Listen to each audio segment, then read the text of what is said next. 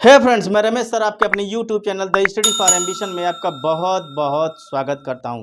Friends, आज सामान्य हिंदी के अंतर्गत विसर्ग संधि देने जा रहा हूं और ये विसर्ग संधि जो है ये परीक्षा में बहुत सारे इससे प्रश्न बनते हैं और ये होता बहुत आसान है, बस समझने का अंतर होता है। एक बार इसे आप समझ गए तो निश्चित जानिए कि विसर्ग संधि से इजी कोई भी चैप्टर या कोई भी लेसन नहीं है।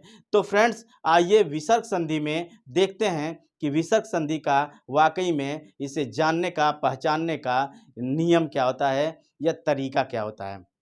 सबसे पहले विसर्ग संधि को देखते हैं कि विसर्ग संधि किसे कहते हैं। तो विसर्ग संधि के अंतर्गत विसर्ग के बाद स्वर या व्यंजन के आने में यदि उसके विसर्ग में कोई परिवर्तन हो, वही विसर्ग संधि कहलाता है। यही है आपका विसर्ग संधि का परिभाषा।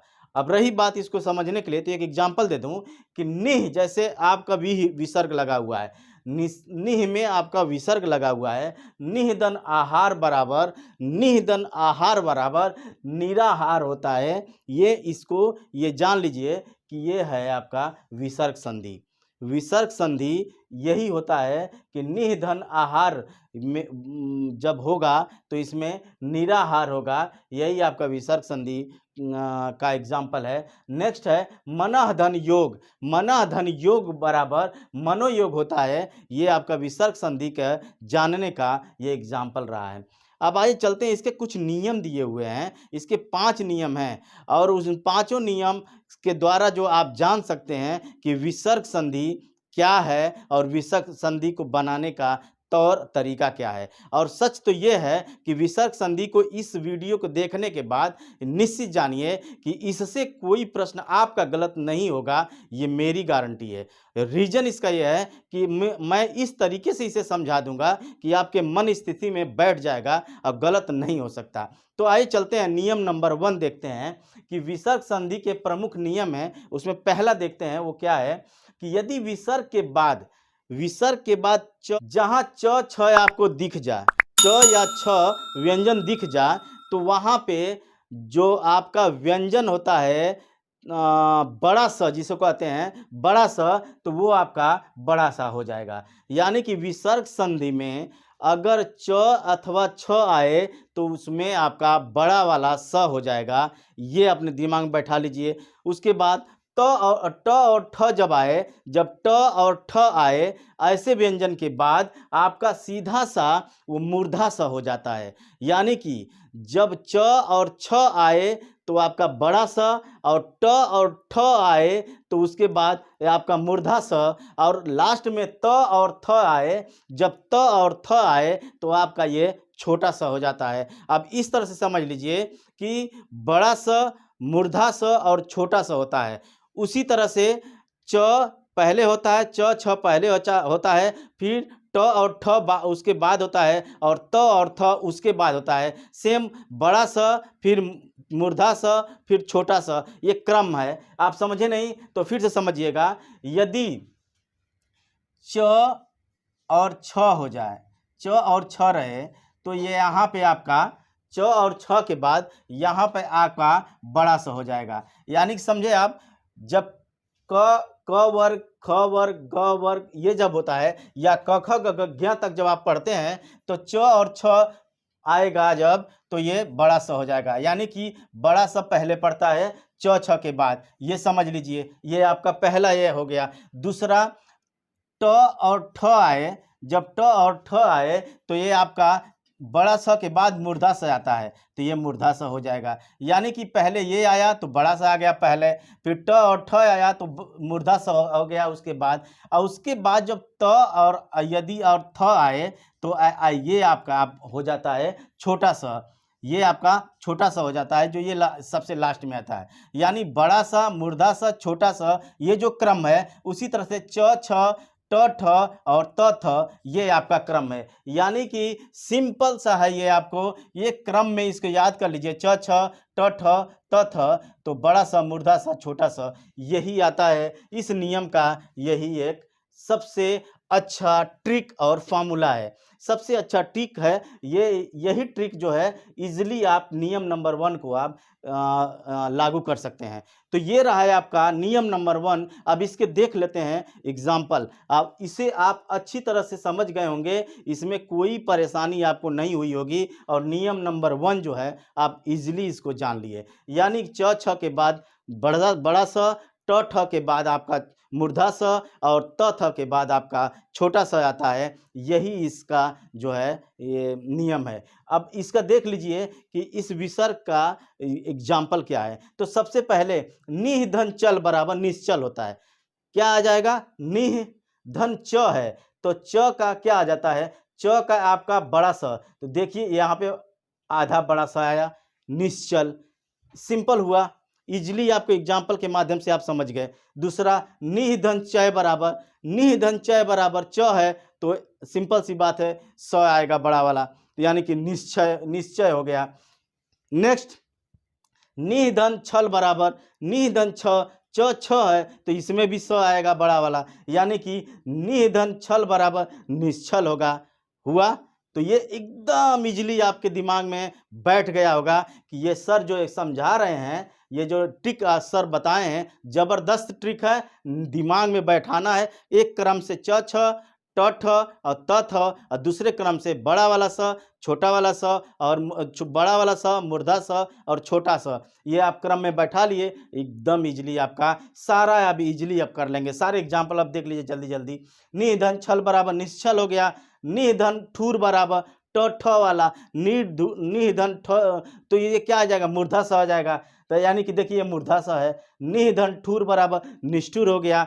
वहीं पे दू धन चरित्र, तो चरित्र का तो च का देख ही लिए हैं। नि दू धन चरित्र बाद दुष्चरित्र हो गया और निह धन तार बराबर निस्तार हो गया। ये इजीली आपको ये समझ में आ गया। यानी ये त का आपका स छोटा वाला स हो गया। ये पूरा एग्जाम्पल आपको दे दिया हूँ, आपको पूरी तरह से समझ में आ गया होगा। अब देखिए इसके कुछ अपवाद हैं, जैसे अनुधन शरण बराबर अनुसरण होता है, इसमें कोई परिवर्तन नहीं होता। विधन स्मरण बराबर विस्मरण होता है, कोई परिवर्तन नहीं। अनुधन स्वर बराबर अनुस्वार होता है, इसमें भी कोई परिवर्तन नहीं। ये इसके अपवाद हैं, ये 3 अपवाद हैं, अनुसरण, विस्मरण और उसके बाद अनुस्वार। आगे चलते हैं नियम नंबर 2। नियम नंबर 2 को देखते हैं कि विसर्ग में कोई परिवर्तन नहीं होता है। जब आपके अब मैं बताने जा रहा हूं, इसमें जो है विसर्ग के में कोई भी परिवर्तन नहीं होगा। जैसा आपको दिया रहेगा वैसा ही विसर्ग आगे चल के आगे भी संधि विच्छेद में लगेगा। जैसे यदि विसर्ग के बाद बड़ा स, छोटा स और मूर्धा स, ये तीनों आता है।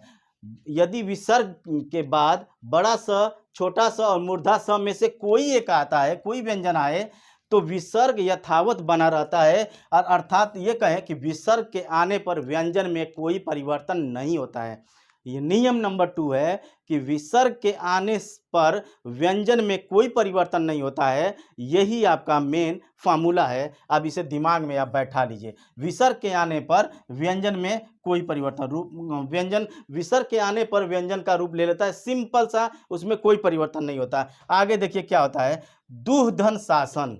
दुह धन शासन मतलब दुःशासन, दुःशासन, दुह धन शासन बराबर दुःशासन। दुह धन सह बराबर दुस्सह, दुह धन सह बराबर दुस्सह। निह धन संकोच बराबर निःसंकोच, निह धन संकोच बराबर निःसंकोच और निह धन संदेह बराबर निःसंदेह। आपका इसमें कोई परिवर्तन नहीं हो रहा है। नेक्स्ट इसमें एक और है, ये फर्स्ट है, नियम नंबर 2 के अंतर्गत फर्स्ट, और नियम नंबर 2 के अंतर्गत ये सेकंड देख लीजिए कि विसर्ग के बाद यदि क ख अथवा प फ व्यंजन आए तो विसर्ग में परिवर्तन नहीं होगा। फिर से समझिएगा कि विसर्ग के बाद यदि विसर्ग के बाद क ख अथवा प फ व्यंजन आए तो विसर्ग में कोई परिवर्तन नहीं होता है। देख लीजिए इसका एग्जाम्पल, जैसे रजह धन कर्ण बराबर रजह कर्ण, प्रातः अधन काल बराबर प्रातः काल, जैसे अंत अधन करण अंतःकरण, प्रातः धन काल बराबर प्रातः काल और पय धन पान बराबर पह पान। ये है आपके, इसमें कोई परिवर्तन नहीं होता है। ये है नियम नंबर 2 का दूसरा। आगे चलते हैं, लेकिन एक और इसमें पॉइंट है, वो विसर्ग के पहले छोटी ई या छोटा ऊ आए तो उसके विसर्ग में जो परिवर्तन होता है वो मूर्धा स हो जाता है। ये आप सीधे सीधे दिमाग में बैठा लीजिए कि छोटी ई रहेगा और छोटा ऊ रहेगा, तो ऐसी कंडीशन में वहाँ पे मूर्धा स हो जाता है, बस खत्म बात। और इसके आगे कुछ सोचने की जरूरत नहीं है। अब एग्जाम्पल देख लीजिए, निधन कपट।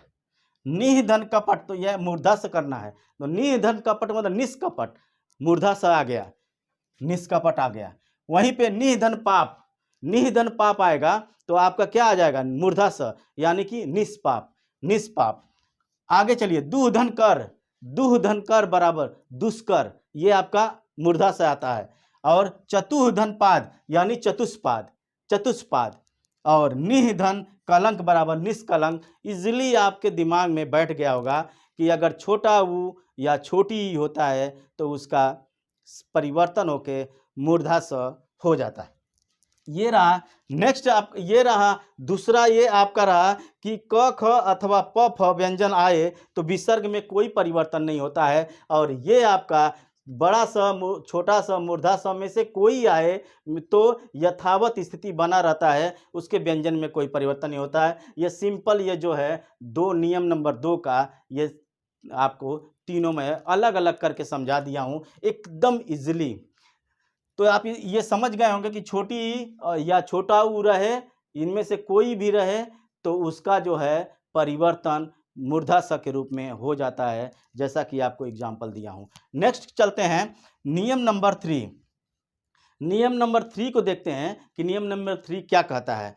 नियम नंबर 3, यदि आ में भिन्न कोई, यदि विसर्ग के पहले आ में कोई भिन्न स्वर आता है तो ऐसे कंडीशन में विसर्ग के बाद किसी स्वर का किसी वर्ग का तीसरा, चौथा या वर्ण या फिर य र ल व ह और इनमें से कोई वर्ण हो तो विसर्ग का सीधे सीधे र में परिवर्तन हो जाता है। आइए एग्जाम्पल देखते हैं, समझ में आ गया होगा आपके।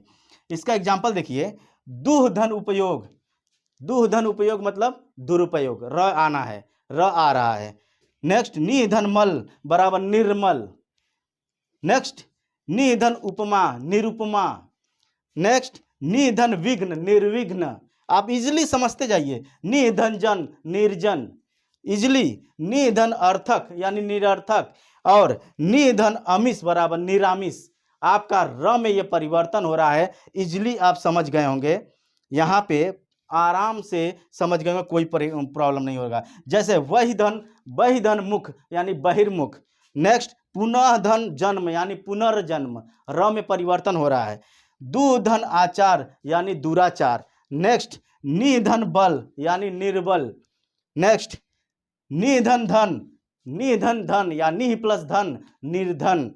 और दुधन बल यानी कि दुर्बल। और लास्ट है निधन भय बराबर निर्भय। ये है नियम नंबर 3 का एग्जाम्पल, और बहुत ही अच्छी तरह से इसको मैं बता दिया हूँ, इसमें कोई आपको प्रॉब्लम नहीं होना चाहिए था।